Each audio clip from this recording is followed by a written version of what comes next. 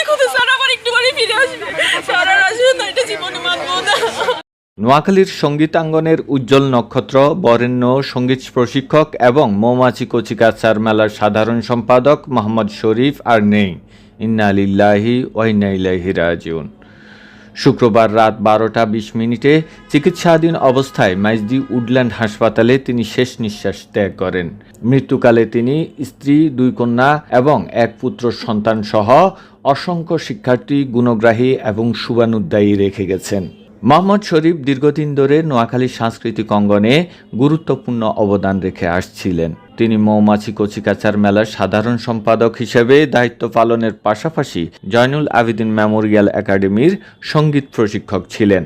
তার হাত ধরে গড়ে উঠেছে শত শত তরুণ শিল্পী। সঙ্গীত প্রশিক্ষক হিসাবে তিনি ছিলেন নিবেদিত প্রাণ, আর ব্যক্তিগত জীবনে ছিলেন অত্যন্ত অমায়িক এবং সবার প্রিয় একজন মানুষ। শুক্রবার বাদ জুমা নোয়াখালী জেলা মডেল মসজিদ প্রাঙ্গণে তার জানাজা অনুষ্ঠিত হয়। এর আগে তার মরদেহ শেষ শ্রদ্ধা নিবেদনের জন্য নোয়াখালী কচিকাচার মেলা প্রাঙ্গণে রাখা হয়।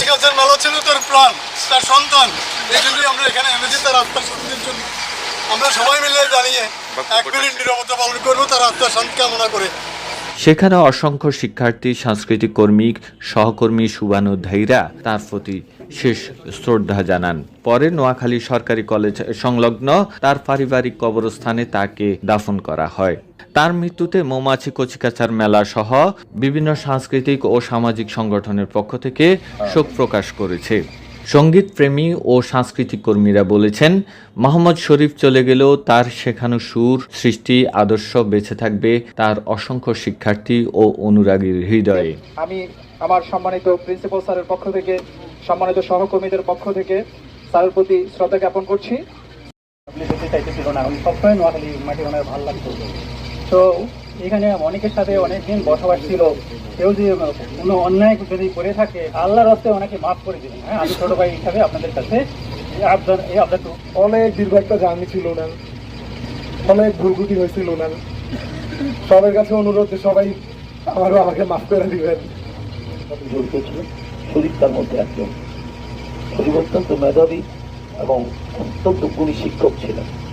শরীফ স্যারের মতো এত ভালো, এত আন্তরিক, অমায়িক মানুষ হয় না, এতটা সরল মানুষ। এই যে উনি যে আজকে ওনার এই স্থান জীবনে আমরা নোয়াখালীবাসী মানে সেকেন্ড কাউকে পাবো না। ইভেন আগামী 10-20 বছর ওনার অল্টারনেটিভ একজন মানুষ অসম্ভব। এত একটা মানুষ সর্বগুণে গুণান্বিত, এত ভালো, এত সরল।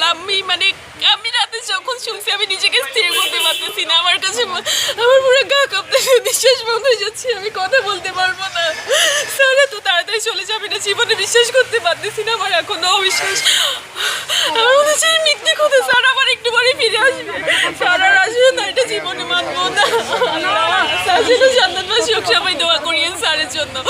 আমি আর কিছু বলতে পারবো না।